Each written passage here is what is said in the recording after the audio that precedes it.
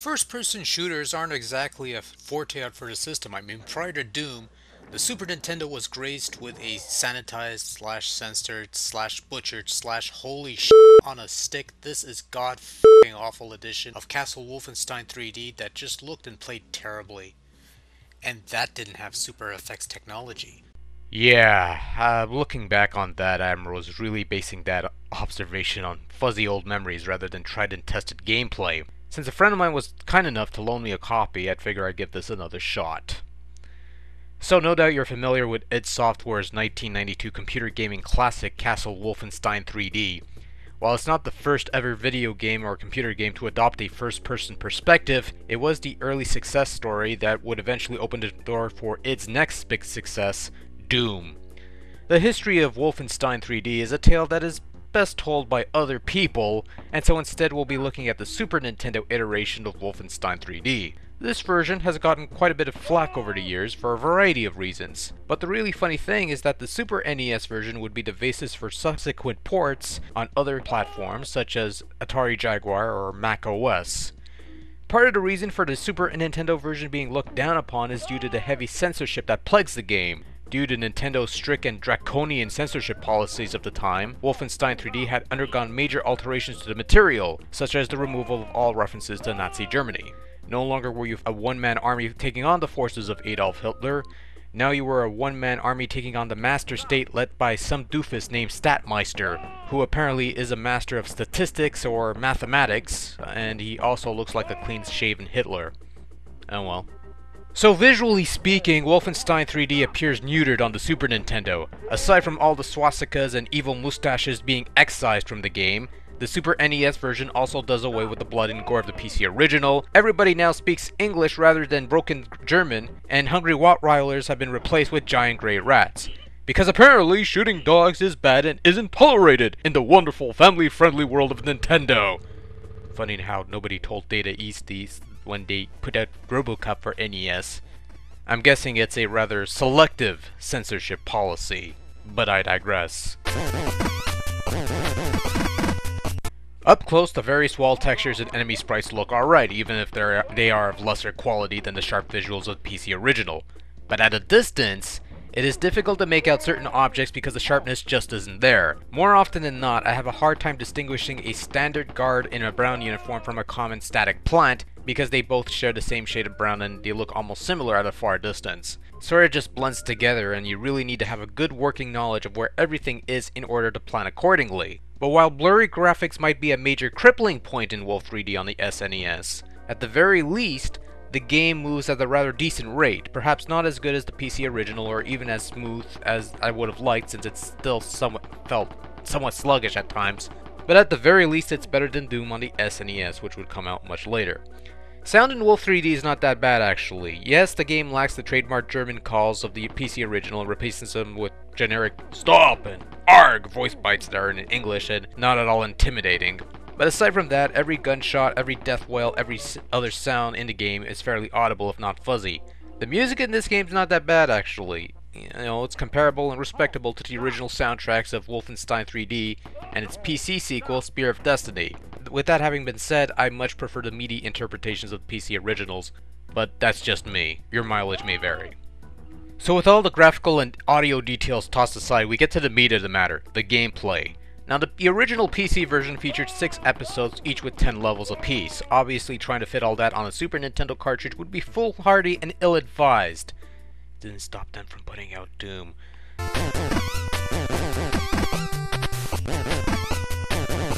So only 30 of the 60 levels were ported over to the Super Nintendo, with slight alterations here and there to assure the game would run smoothly. As such, there are no episodes to be found here, but rather you just play through all 30 levels in one run-through, much like a normal game. In any case, gameplay in Wolf 3D is the same on the Super Nintendo as it was on the PC. You're still navigating corridors, sticking out items in secret areas, shooting enemies, collecting weapons, and finding the exit to the next level, sometimes requiring a key or two on the way over. Every couple levels you'll face off against a boss whom you have to defeat for the key to the next level. You'll fight some old Wolf 3D bosses such as Hans Gross or Dr. Schwab's, but the game also includes bosses from the follow-up sequel, Spear of Destiny, such as the Uber Mutant and the Death Knight.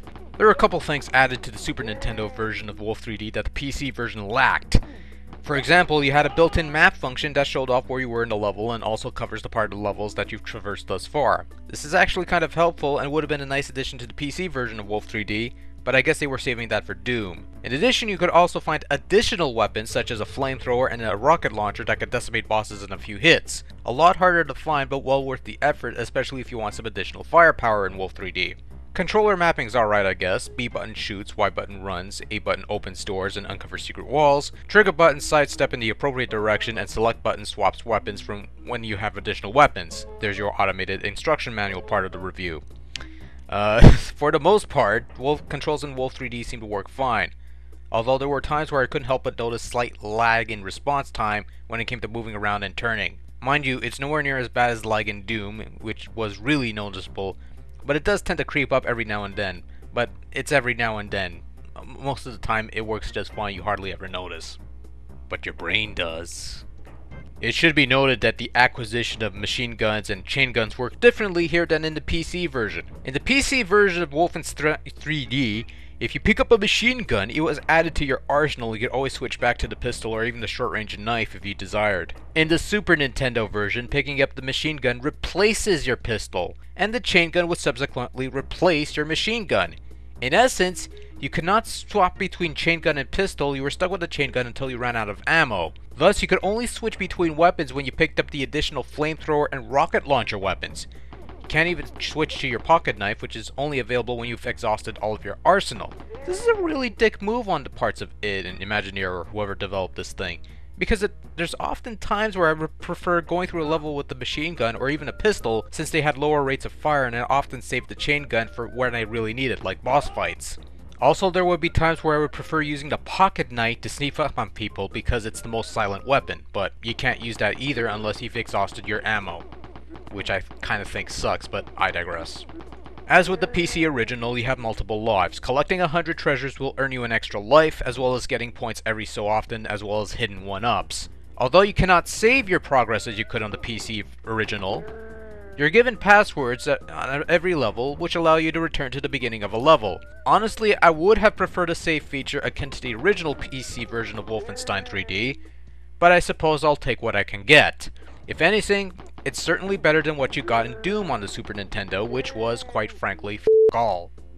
I'll be honest with you, I was a lot harsher to this version of Wolfenstein 3D in the past, but that was before I played the Super Nintendo's attempt at Doom, and then this felt like a masterpiece in comparison to that port. In all fairness, however, despite the censorship issues, despite the general poor quality of the game visuals, and despite the somewhat slightly sluggish nature of the gameplay, Wolfenstein 3D on the Super Nintendo is actually fairly playable. Some could actually consider this to be good gameplay. And I can appreciate the fact that there were attempts by id to add additional bits to the game to make up for what was lost, such as the additional weapons and the map feature. And don't think that I cannot applaud the effort to try to bring one of the PC's perennial classics over to Nintendo's 16-bit console. It has some flaws, yes, but it is workable. With that having been said, however, while Wolfenstein might play decently on the Super Nintendo, that doesn't necessarily mean that this conversion is good. I hate to play the censorship card in the review because it really shouldn't matter in the long run. As long as the game plays great, it should be fine. But what always appealed to me about Wolfenstein 3D was its somewhat outlandish take on World War II. A lone American soldier taking on the forces of Nazi Germany and their strange experimentations into reanimation and the occult, something that would be revisited in the remade Wolfensteins of the past decade. That element is about as synonymous with Wolfenstein as the hyper-violent content is with Mortal Kombat. It gave the game an aura and atmosphere that made it something unique, at least for the time. Take that element away and you're left with a first-person shooter that looks like Wolf 3D, sounds like Wolf 3D, and even plays somewhat like Wolf 3D, but ultimately doesn't feel like Wolf 3D. It just feels like a really generic shooter in Wolf 3D's clothing. It could have been any other game for that matter. It could have been a game featuring Noah on his ark shooting down animals with a slingshot, and it would not have mattered.